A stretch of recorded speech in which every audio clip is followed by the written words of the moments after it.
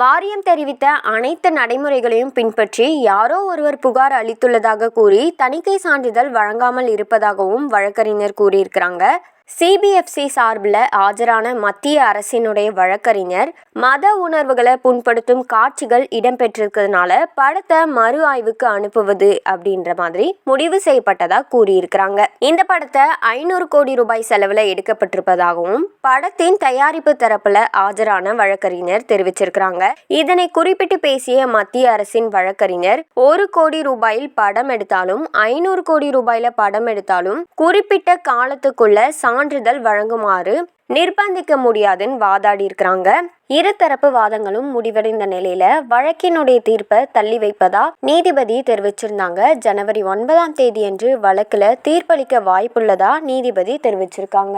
இந்த சூழல்ல தான் திரைப்பட வெளியீட்டை தள்ளி வைப்பதா படக்குழு அறிவிச்சிருக்கிறாங்க.